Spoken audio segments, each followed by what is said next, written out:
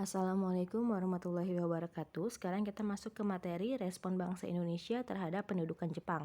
Awalnya kan kedatangan Jepang ke Indonesia diterima dengan baik karena mereka menjanjikan untuk melepaskan kita dari Belanda.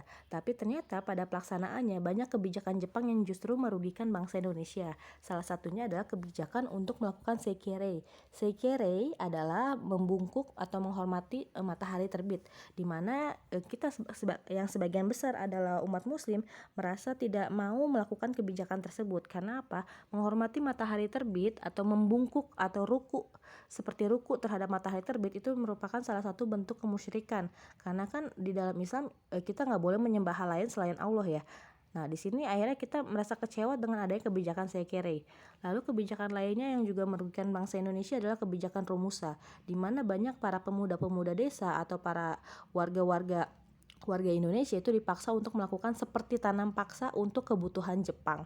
Jadi oleh karena itu banyak perlawanan yang dilakukan oleh masyarakat Indonesia. Yang pertama yang akan kita bahas di sini adalah perlawanan dari Aceh.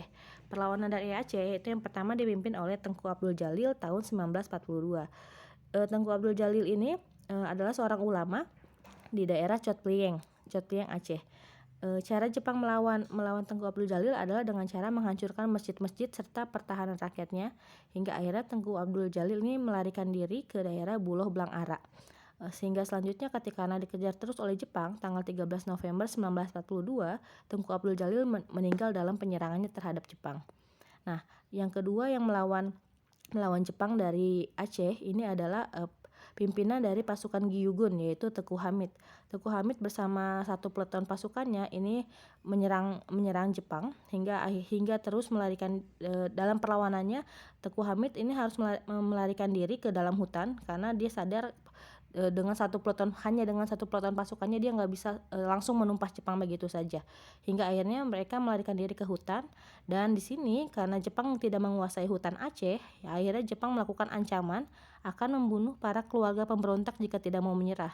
Hingga akhirnya karena ada ancaman tersebut, beberapa pasukan dari Teku Hamid ini menyerah keluar dari hutan karena dia tidak mau keluarganya berkorban untuk mereka yang ada di hutan. Akhirnya karena beberapa pasukannya keluar dari hutan, maka perlawanan Teku Hamid pun berhasil ditumpas oleh Jepang. Oke, perlawanan yang kedua yaitu perlawanan rakyat Singaparna. Perlawanan rakyat Singaparna ini ada di Tasik ya. Dipimpin oleh seorang ulama besar yaitu Kiai Haji Zainal Mustafa. Di sini Kiai Haji Zainal Mustafa secara terang-terangan melakukan boikot atau tidak mau melaksanakan seluruh kebijakan Jepang, dan dia secara diam-diam juga membentuk pasukan tempur Sukamanah yang dipimpin oleh Najminuddin. Jadi secara diam-diam dia membentuk kumpulan orang-orang yang bisa berperang, karena kan dia ulama, jadi dia nggak bisa terang-terangan kalau dia punya yang namanya pasukan perang. Oke, lalu selanjutnya Februari 1944 Jepang mengutus utusannya untuk berunding dengan Kiai Haji Zainal Mustafa. Jadi karena Jepang tidak tahu kalau Kiai Haji Zainal Mustafa ini punya pasukan perang, jadi makanya cara menyelesaikan permasalahan dengan Zainal Mustafa yaitu dengan menggunakan diskusi.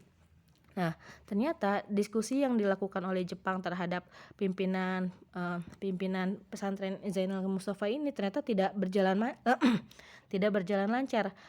Bahkan di sini Jepang merasa dia masih lebih tinggi keberadaannya. Oleh karena itu terjadilah bentrokan di sini, menyebabkan utusan Jepang yang datang ke Singaparna atau ke Tasikmalaya ini akhirnya tewas.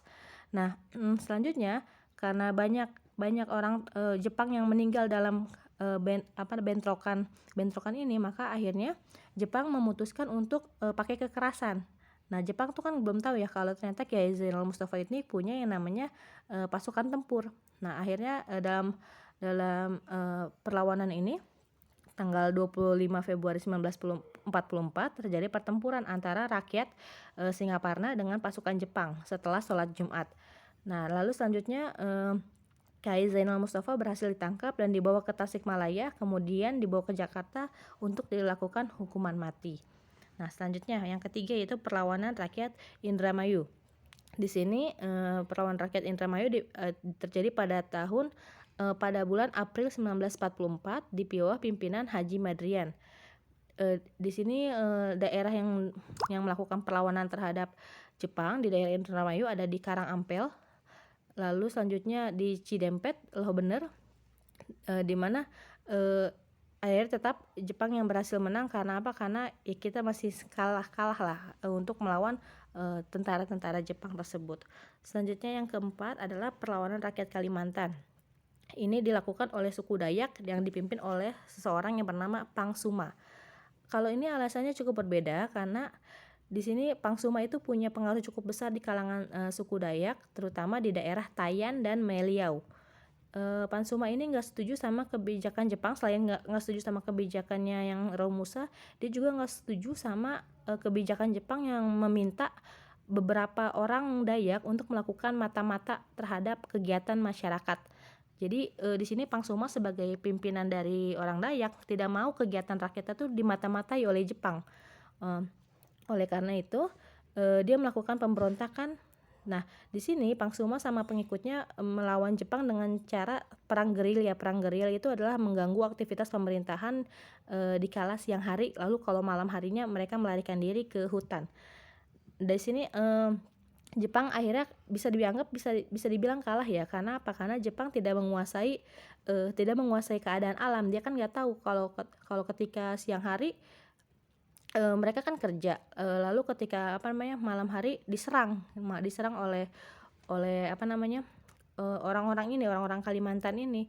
Tapi akhirnya ketika mau dicari di siang hari kan nggak ketemu karena ada di hutan-hutan tersebut. Jadi karena dia tidak mengerti, kondisi alamnya, akhirnya di sini, sebenarnya Jepang hampir kalah. Tapi di sini, pemberontakan Pangsuma berhasil diselesaikan karena ternyata di dalam anggota Pangsuma itu ada yang menjadi mata-mata Jepang, hingga akhirnya diberitahulah informasi bagaimana, kondisi alam dan lain sebagainya, hingga akhirnya Pangsuma dikalahkan, dan akhirnya pemberontakan di Kalimantan pun dianggap selesai. Selanjutnya yang kelima, perlawanan rakyat Papua. Perlawanan rakyat Papua ini bisa disebut dimulai karena adanya gerakan Koreri yang ada di Biak. Apa sih gerakan Koreri? Gerakan Koreri adalah gerakan yang menolak pengaruh asing di wilayah Papua. Jadi Papua itu tidak ingin adanya, pengaruh asing di daerahnya. Pimpinannya adalah Rum Korem. Jadi Rum Korem ini adalah pimpinan dari gerakan Koreri di Biak.